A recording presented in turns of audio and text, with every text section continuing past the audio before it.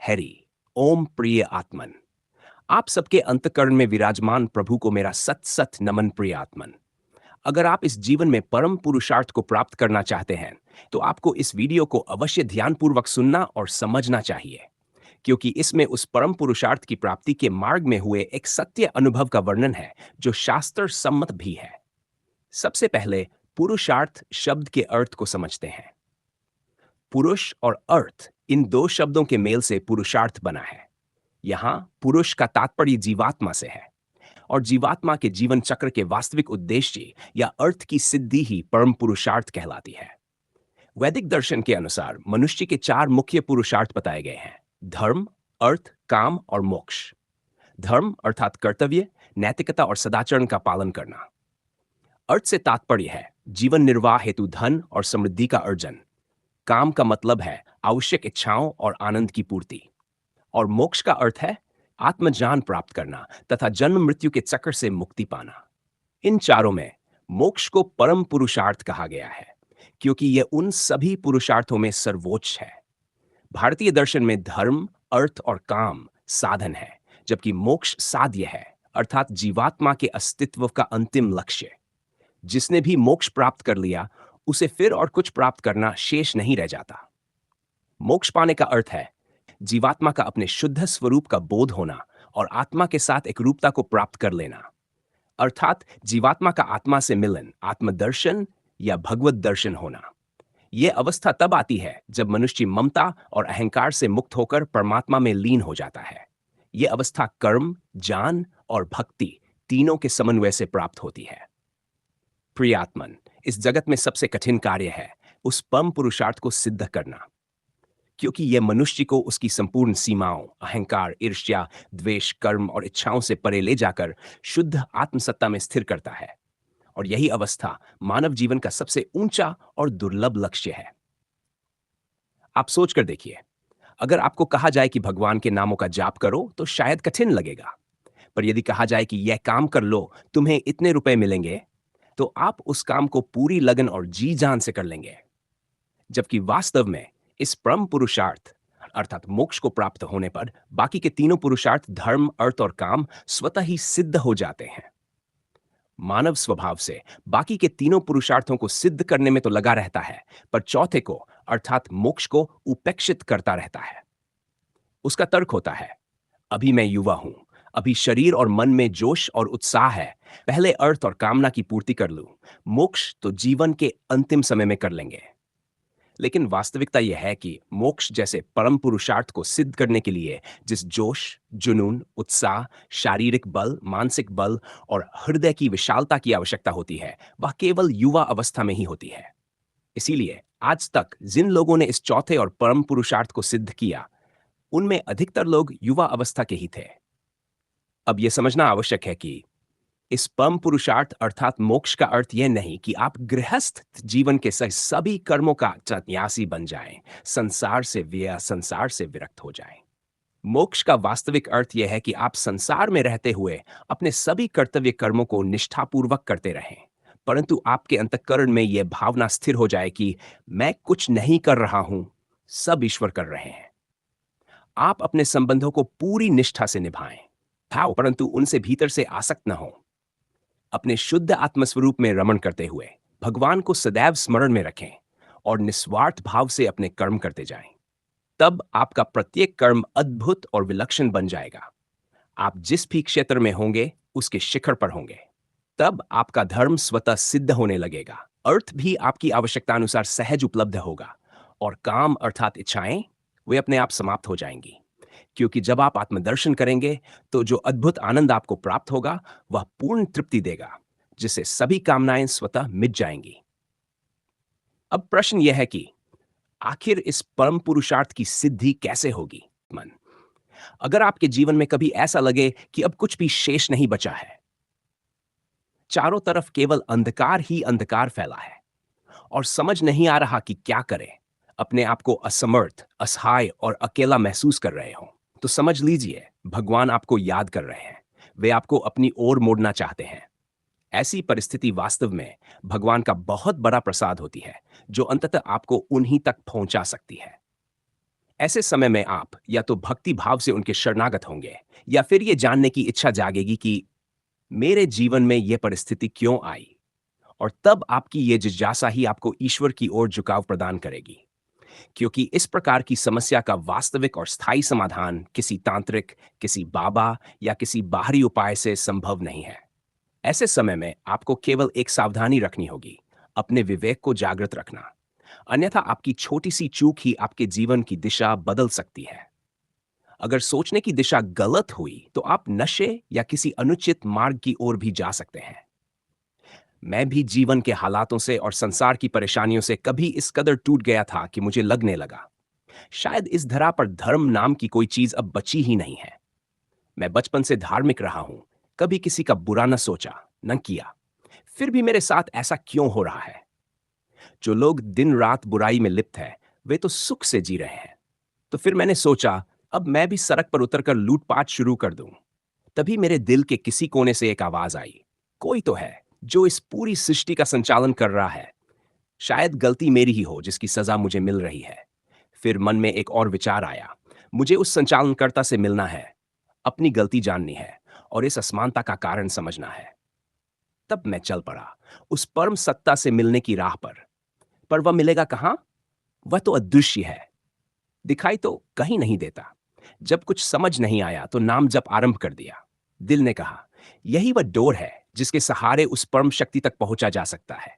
इसके लिए न कोई दीक्षा चाहिए थी, न कोई नियम, न कोई माला, न कोई आसन, बस सतत जाप। सुबह आंख खुलने से लेकर रात को सोने तक एक क्षण भी बिना नाम जप के नहीं जाता था। धीरे धीरे मार्ग स्पष्ट होने लगा और मैं दृढ़ता से आगे बढ़ता गया। जब जीवन के सांसारिक बंधनों से परे आत्मा की शांति की खोज में मैंने अपने भीतर की आवाज को सुना, और जब परम शांति की अवस्था में पहुंचकर आत्मदर्शन किया, तो ऐसा लगा जैसे मेरा वास्तविक जन्म अब हुआ है। ये यात्रा बाहरी दुनिया से हटकर अपने भीतर की दुनिया को जानने और समझने की थी। इस अद्भुत अनुभव ने मेरे जीवन को एक नई दिशा और उद्देश्य प्रदान किया। तब मुझे लगा, अब मैं पूर्ण पुरुष बन गया हूं, या यूं कहें अ कंप्लीट मैन बन गया हूं। बाद में जब मैंने सद्गुरुदेव जी से और शास्त्रों के अध्ययन से जाना, तब समझ में आया कि यही है परम पुरुषार्थ की सिद्धि। इस पूरी प्रक्रिया में अनेक ऐसे अनुभव हुए जो इस जगत की रीति से अलग थे, जिन्हें एक ही वीडियो में समेटना संभव नहीं। फिर भी कुछ मुख्य बिंदु आपसे साझा करना चाहता हूं। प्रियात्मन, अब तक के जीवन में मैंने यही पाया कि हमारे जीवन की कई मुख्य घटनाएं पहले से ही निर्धारित होती है और उन्हें नियति द्वारा संचालित किया जाता है। मैंने पहले के भागों में बताया है कि कैसे ईश्वर आपके जन्म से पहले ही आपके लिए सारी व्यवस्थाओं का विधान कर देते हैं। आपको क्या बनना है, यह नियति द्वारा तय होता है। लेकिन केवल मनुष्य ही ऐसा प्राणी है जो स्वयं को ढूंढकर अपने जीवन की दिशा और नियति दोनों को बदल सकता है। और यह केवल भगवान की अन्य भक्ति के द्वारा ही संभव है, किसी अन्य माध्यम से नहीं। इसलिए स्वयं को जानना अत्यंत आवश्यक है, क्योंकि जब आप स्वयं को ढूंढने निकलेंगे तो ईश्वर के दर्शन हो जाएंगे। और जब ईश्वर ही मिल गए तो फिर कहना ही क्या, सभी समस्याओं का समाधान स्वतः मिल जाएगा। आप स्वयं को खोजें या फिर उस ईश्वर को खोजें जिसने आपके जीवन का विधान रचा है। उससे मिलने और यह पूछने की तीव्र इच्छा रखें कि हे प्रभु, आपने मुझे क्यों बनाया है? आप मुझसे क्या करवाना चाहते हैं? ऐसे विचार तभी उत्पन्न होते हैं जब मनुष्य गहन व्यथा और दुख की चरम स्थिति में होता है। ऐसी अवस्था में अगर आपकी बुद्धि ईश्वर के स्थान पर किसी और दिशा में चली गई तो आप भटक सकते हैं।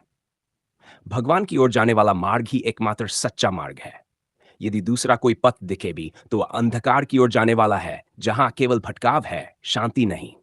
यदि आपको अपने भीतर कोई विकार दिखाई दे तो पूछिए उसी बनाने वाले से, क्योंकि वही सही उत्तर देगा। यदि आप में थोड़ी सी सात्विकता है, अहंकार से शून्य है और ईर्ष्या, द्वेष व कर्तापन से मुक्त है, तो ये विचार आपके भीतर सहज ही आने लगेंगे। आप चाहे कितने भी प्रैक्टिकल क्यों न हो, थोड़ा गहराई से सोचेंगे तो एक सर्वसमर्थ सत्ता के अस्तित्व से इनकार नहीं कर सकेंगे। और जब आप उसकी खोज में निकलेंगे तथा उसमें सफल हो जाएंगे, तो आपको शास्त्रों की बातें और उन महात्माओं के अनुभवों पर पूर्ण विश्वास हो जाएगा जिन्होंने उस परमात्मा का साक्षात्कार किया है। क्योंकि जिसने भी उसे जाना है, एक ही रूप में जाना है। फर्क केवल उनके वर्णन के ढंग और भाषा का होता है। इसलिए ईश्वर से यही प्रार्थना करें कि वह आपको अपने स्वरूप का दर्शन कराएं या आपके जीवन का उद्देश्य प्रकट करें। इसके लिए एक बच्चे जैसी विनम्रता से जिद और प्रार्थना करें। उनके नामों का जाप, भजन और कीर्तन शुद्ध भाव से करें। जैसे एक निश्चल पुत्र अपने पिता से उसके रहस्यों को जानने की जिद करता है, वैसे ही आप भी ईश्वर से आग्रह करें। और जब पुत्र सच्चे भाव से विनती करता है, तो पिता एक न एक दिन अपना राज अवश्य बता देता है। लेकिन पुत्र को उस लायक तो बनना ही पड़ता है। उस लायक बनने का साधन है नाम जप, भजन कीर्तन और भावपूर्ण एकनिष्ठ भक्ति। जीवन में जब दुख और कठिनाइयां आए, तो यह समझना चाहिए कि ईश्वर आपको याद कर रहे हैं। बिना घबराए शांति और धैर्य के साथ ईश्वरमुखी बने। ईश्वर की ओर बढ़ने का पहला कदम है मंत्र जप। आरंभ मंत्र जप से करें। जैसे जैसे जप की संख्या बढ़ेगी, वैसे वैसे मार्गदर्शन आपके भीतर से ही मिलने लगेगा। यदि आप माला से जप नहीं कर सकते, तो मानसिक जप का अभ्यास करें। यह आप कभी भी किसी भी अवस्था में कर सकते हैं। इसमें गिनती की भी कोई आवश्यकता नहीं। भगवान का नाम लेने में गिनती क्यों करें? जितना हो सके बस लेते रहें। सांसारिक कार्यों से समय मिले तो आपकी जिह्वा और मन जप में लगे रहें। एक क्षण भी व्यर्थ न जाए। कभी कभी उत्साह में जोर जोर से भी नाम जपें, यह भी आवश्यक है। इसके साथ ही भगवान से एक रिश्ता स्थापित करें। भगवान तो आपके लिए कुछ भी बनने को सदैव तत्पर है। आप अपनी मनोवृत्ति के अनुसार उनसे रिश्ता बना सकते हैं। आप जो रिश्ता उनसे बनाएंगे, उसी के अनुसार आपका संसार से संबंध निर्धारित होगा। मैंने तो भगवान शिव को अपना जन्मदाता पिता माना, तो माता पार्वती मेरी माता बन गई। गणेश जी, कार्तिकेय जी और नंदी महाराज मेरे भाई हो गए। भगवान नारायण और माता लक्ष्मी मेरे बड़े पापा और बड़ी माँ बन गए। और ब्रह्मा जी तथा माता सरस्वती मेरे चाचा और चाची। इसी प्रकार त्रिदेवों से जुड़े सभी देवताओं से आप अपना रिश्ता बनाइए। जैसे आपने परिवार में बड़ों और छोटों से स्नेहपूर्ण संबंध निभाते हैं, वैसे ही इन देवों से भी संवाद कीजिए, बातें कीजिए, अपनापन महसूस कीजिए। शास्त्रों और महापुरुषों का कथन है, देवों की पूजा देव बनकर करनी चाहिए। प्रिय आत्मन, प्रकृति और पुरुष के बिना इस जगत की कल्पना भी नहीं की जा सकती। यही प्रकृति और पुरुष शिव शक्ति है, लक्ष्मी नारायण है, सरस्वती ब्रह्मा है और यही राधा कृष्णन विट्ठल रुक्मिणी है। यही दो तत्व इस पूरी सृष्टि में व्याप्त हैं। इनमें से किसी एक के बिना कुछ भी नहीं रह सकता। इस पूरी सृष्टि में मुख्यतः केवल दो तत्व हैं। यद्यपि शास्त्रों में 24 तत्वों का वर्णन मिलता है, परंतु प्रत्यक्ष रूप से दो ही तत्व स्पष्ट दिखाई देते हैं। स्त्री और पुरुष, दिन और रात, धर्म और अधर्म, भगवान और भक्त, गुरु और शिष्य, धरती और आकाश। आप स्वयं सोचिए, इनमें से यदि एक भी न रहे तो दूसरे का कोई महत्व नहीं रहेगा। अगर भक्त न हो तो भगवान को कौन जानेगा? और यदि अधर्म न हो तो धर्म की महत्ता कैसे समझी जाएगी?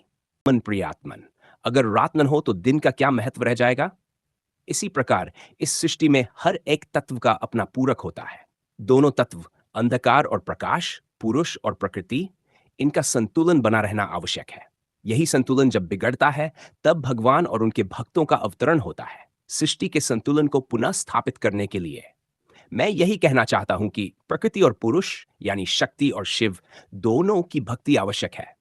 साथ ही भगवान गणेश की कृपा भी अनिवार्य है। गणपति, दुर्गा शक्ति, महादेव, सूर्यदेव, हनुमान जी, भगवान कृष्ण और देहधारी समर्थ सद्गुरु सभी आत्मज्ञान कराने में समर्थ हैं। जब सभी देव अनुकूल और प्रसन्न होते हैं, तभी आत्मज्ञान संभव होता है। लेकिन भगवान गणपति का महाप्रसाद तभी मिलता है जब बुद्धि अत्यधिक शुद्ध होती है। तभी आपकी विचारधारा सही दिशा में कार्य करती है। इन सब में शिव तत्व का पहले जागृत होना आवश्यक है। प्रकृति तो आपके भीतर, आपकी कुंडली में ही विराजमान है, जो समस्त ज्ञान और विज्ञान को अपने भीतर संजोए हुए है। जब ये जागृत होती हैं, तो सर्प की भांति फुफकार मारती हुई ऊपर की ओर बढ़ती हैं। और इस अवस्था को कोई भी नहीं संभाल सकता सिवाय स्वयं शिव के। प्रियात्मन, ध्यान की शुरुआत भ्रुकुटी से करनी चाहिए और ध्यान के साथ प्राणायाम भी आवश्यक है। प्राणायाम के अनेक प्रकार हैं, प्रत्येक का अपना विशेष महत्व है, किंतु शुरुआत पूरक और रेचक प्राणायाम से करनी चाहिए। श्वास को धीरे धीरे भीतर लें, जितनी देर रोक सकें रोकें और फिर धीरे धीरे बाहर छोड़ें। प्राणायाम करते समय गायत्री मंत्र का उच्चारण अत्यंत लाभदायक होता है। श्वास अंदर लेते समय गायत्री मंत्र का जप करें, फिर धीरे धीरे छोड़ते समय भी उसका स्पंदन महसूस करें। ये करते समय यह भावना रखें कि मैं ब्रह्मांड से प्राण ऊर्जा को ग्रहण कर रहा हूं, और जब श्वास छोड़ रहा हूं तो मेरे सारे विकार, अशुद्धियां और क्लेश बाहर निकल रहे हैं। मैं शुद्ध हो रहा हूं, निर्मल हो रहा हूं। कुछ दिनों के अभ्यास के बाद जब आप श्वास को बाहर रोकेंगे तो बिना श्वास के 1 मिनट भी रुकना कठिन लगेगा, पर धीरे धीरे यह अवधि बढ़ाने का प्रयास करें। यह अभ्यास अत्यंत महत्वपूर्ण होगा। प्रिय आत्मन, प्राणायाम का विज्ञान बहुत व्यापक है, परंतु इतना भी साध लें तो आपका जीवन रूपांतरित होने लगेगा।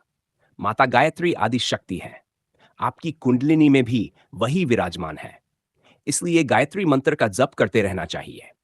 केवल गायत्री मंत्र ही ऐसा मंत्र है जो साक्षात सदैव सद्गुरु के बिना भी आत्म साक्षात्कार कराने में समर्थ है। माता गायत्री ममतामी है और शीघ्र ही अपने भक्तों पर प्रसन्न हो जाती है। ऋषियों ने उनके महान गुणों के कारण उन्हें रहस्यमय ख्याल कर दिया था। प्रिय आत्मन, माता को ऋषि विश्वामित्र और वशिष्ठ के श्राप से मुक्त करना होता है। शास्त्रों में इस मुक्ति का जो मंत्र है, उसका भाव यही है कि हम माता से प्रार्थना करें, हे माता, आप उन श्रापों से मुक्त हों ताकि हम आपके सच्चे स्वरूप का अनुभव कर सकें। इसलिए यदि आप गायत्री मंत्र का जप करें और साथ ही ऋषि विश्वामित्र, मुनि वशिष्ठ, भगवान शिव, भगवान हनुमान या अपने गुरुदेव का स्मरण करें तो आपको निश्चित ही सफलता मिलेगी। यदि आपका कोई गुरु नहीं है तो इन बताए गए देवों का स्मरण कर लें। गायत्री मंत्र का कोई प्रतिकूल फल नहीं होता, बस उसका जप सच्चे मन, श्रद्धा और भक्ति के साथ करें, और आपका उद्देश्य पवित्र होना चाहिए। लेकिन स्मरण रहे, माता गायत्री के तांत्रिक प्रयोग अत्यंत खतरनाक होते हैं। इनसे प्राण संकट, उन्माद या पागलपन तक संभव है। अतः तांत्रिक प्रयोगों से सदैव दूर रहें। प्रिय आत्मन, आप कल्पना करना सीखें। जब कल्पना ही करनी है तो श्रेष्ठ और पवित्र कल्पना क्यों न करें। और सर्वोत्तम कल्पना यही है, भगवान के पास जाना, उनसे बातें करना, उनकी बातें सुनना। आप जिस देवता या इष्ट को मानते हैं, उनसे उसी संबंध के अनुसार व्यवहार करें, जैसे मित्र, माता पिता, गुरु या प्रिय के रूप में। शुरुआत में यह थोड़ा अटपटा लगेगा, कभी कभी आपके व्यवहार में थोड़ी अशिष्टता भी झलक सकती है, पर घबराना नहीं, बातचीत जारी रखें। धीरे धीरे आपके भाव पवित्र होते जाएंगे और ईश्वर के साथ आपका संबंध स्वाभाविक हो जाएगा। जब इन सब साधनाओं, ध्यान, जप, प्राणायाम और कल्पना का परिपक्वता के साथ अभ्यास होगा तो चिंतन प्रारंभ होगा। चिंतन में हर प्रकार के विचार आएंगे, अच्छे भी, बुरे भी। आपका कार्य केवल उन्हें देखना है, उनके साक्षी बनना है। धीरे धीरे चिंतन के बाद आपके भीतर एक शांति उतरने लगेगी, और इस शांति की अवधि जितनी बढ़ेगी, आप उतने ही ईश्वर के समीप पहुंचेंगे। और एक दिन ऐसा भी आएगा जब भगवान अपने स्वरूप का दर्शन आपके अंतःकरण में ही करा देंगे। आपकी कुंडलिनी जागृत हो जाएगी और आप पूर्ण पुरुष बन जाएंगे। यही होगी परम पुरुषार्थ की सिद्धि। लेकिन याद रखिए, यह अनुभव अधिकतर यौवनावस्था में ही संभव होता है, क्योंकि उम्र के साथ शरीर, मन और उत्साह धीरे धीरे कमजोर होते जाते हैं। इस अनुभव के लिए भाव, प्रेम, साहस, जुनून और इच्छा शक्ति सब अपने सर्वोच्च स्तर पर होना चाहिए। जिन्होंने भी ईश्वर का साक्षात्कार किया है, उनमें से अधिकांश ने यह अनुभव किशोर या प्रौढ़ अवस्था के बीच में किया है। प्रियात्मन, इस अनुभव के बाद हर व्यक्ति की स्थिति अलग होती है। कोई उदासीन हो जाता है, कोई भोग में लिप्त, कोई पागल जैसा प्रतीत होता है, तो कोई शरीर की सामान्य क्रियाओं को भूल जाता है। पर एक बार जिसने ईश्वर दर्शन कर लिया, उसके लिए अब कोई कर्तव्य या प्रयोजन नहीं रह जाता। उसके भीतर की शक्ति और भगवान के दर्शन की स्मृति कभी नहीं मिटती। वह व्यक्ति उसी दिव्य स्मृति में मग्न रहने लगता है। प्रियात्मन, भगवान के दर्शन और आनंद की वह स्थिति अधिक दिनों तक टिकती नहीं, क्योंकि उस समय व्यक्ति की स्थिति ऐसी हो जाती है कि वह इस जगत में रहने योग्य नहीं रह जाता। फिर भी कुछ कारणों से उसे रुकना पड़ता है। उस समय यदि वह चाहे तो तुरंत ही शरीर त्याग कर सकता है। राधा साक्षात भक्ति का स्वरूप थी। भक्ति माता ने राधा के रूप में अवतरण लिया था, और जितनी भी गोपियां थीं, वे सभी महान ऋषि मुनि थीं, जो भगवान कृष्ण के प्रेम और भक्ति को पाने के लिए जन्मी थीं। सभी गोपियां राधा का ही अनुसरण करती थीं। उन सबका भगवान कृष्ण से कभी शारीरिक मिलन नहीं हुआ, किंतु सबको आत्मिक मिलन अवश्य प्राप्त हुआ। भगवान कृष्ण से बिछड़ने के बाद राधा और सभी गोपियां भगवान को अपने हृदय में बसाकर गृहस्थ जीवन में रहते हुए भी उन्हीं की भक्ति में लीन रहीं। यही स्थिति एक आत्मज्ञानी भक्त की भी होती है।